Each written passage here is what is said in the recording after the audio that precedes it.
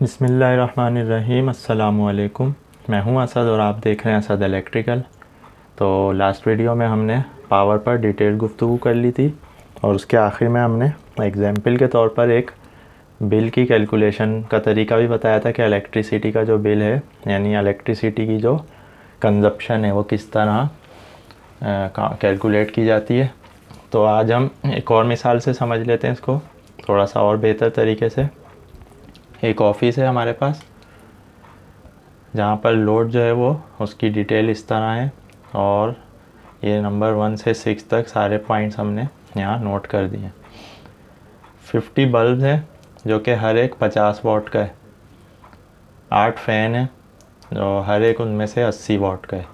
तो ये हमारा टोटल लोड है। डेली यूजेज जो है वो 5 घंटे इन सारी चीज़ों का, ये रोज़ाना 5 घंटे चलती हैं। 30 डेज़ इन अ मंथ यानी 30 दिन चलते हैं लगातार। अब हम पाकिस्तान की बात कर रहे हैं मिसाल के तौर पर। Unit price is 10 PKR up to 300 units per month, यानी कि 300 यूनिट तक जो है एक यूनिट हमें 10 रुपये का पड़ेगा। Unit price is 15 PKR above 300 units per month, अगर 300 से ऊपर हमारे यूनिट बन गए तो 15 रुपये का पड़ेगा। तो ये सारी डिटेल थी। अब हम बिल को कैलकुलेट किस तरह करेंगे, इसका तरीका बहुत ही आसान है। सबसे पहले तो हम टोटल वाट्स को ले लेंगे, यानी 50 बल्ब हैं जिनमें से हर एक 50 वाट का है।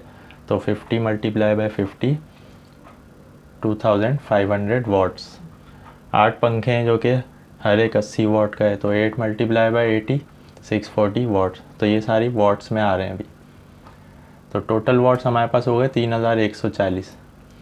तो अब ये चूँकि वाट्स में है तो हमने यहाँ वाट्स ले लिए डायरेक्ट 3140। ये रोज़ाना 5 घंटे चल रहे हैं, इनको मल्टीप्लाई कर दिया 5 से और महीने में 30 दिन चलते हैं, मल्टीप्लाई बाय 30। चूँकि ये वाट में थी वैल्यू तो इसको हमने 1000 से डिवाइड भी करना है ताकि किलो वाट में आ जाए। जैसा कि हमने बताया था कि एनर्जी की जो कंजप्शन है वो किलो वाट आवर्स में कैलकुलेट होती है, तो लाजमी है कि हमें वाट को किलो वाट में लेकर आना है। अगर खाली वाट की कैलकुलेशन होती तो वो डायरेक्ट हो जाती है। तो वाट्स को हमने 5 दिन यानी 5 घंटे रोज़ाना के 30 दिन के साथ मल्टीप्लाई कर दिया। फिर हमने जो भी वैल्यू आई उसको 1000 से डिवाइड कर दिया। ये जो वैल्यू आ रही है यहाँ पर ये 4,31,000 के 71,000 के करीब आ रही है, जिसको हम 1000 से डिवाइड कर देंगे तो ये 471 रह जाएगी। तो ये 471 क्या है, बेसिकली किलोवाट, यानी कि इसमें टाइम भी कैलकुलेट है, दिन भी, तो ये किलोवाट आवर्स हो गए। तो 771 किलोवाट आवर्स हमारा जो कंजप्शन है टोटल महीने की वो ये बन रही है। तो जैसा कि हमने बताया था कि 1 किलोवाट आवर का मतलब होता है 1 यूनिट। तो 1 kilowatt hour is equal to 1 unit.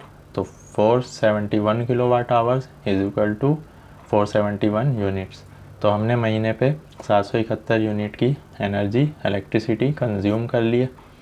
अब जो बिल बनेगा वो, अब यहाँ पे प्राइस की बात कर लेते हैं कि 10 रुपये का यूनिट हमें 300 यूनिट तक पड़ रहा है। तो चूँकि हमारे 300 से ऊपर हो गए तो 300 को तो हम 10 से मल्टीप्लाई कर देंगे, 3000 आ गया। अब अबव 300 यूनिट हमें 15 रुपये का पड़ेगा। तो अब 300 से ऊपर कितने हो गए, 471 में से हमने 300 निकाल दिए तो 171 पीछे बाकी बचे। इसको 15 से मल्टीप्लाई करेंगे, ये यूनिट हमें महंगा पड़ रहा है। तो इसको मल्टीप्लाई किया 2565 हमारे पास आंसर आ गया। अब हम इन दोनों को टोटल कर देंगे तो फाइनल वैल्यू हमारे पास आ गई 5565 पाकिस्तानी रुपीस।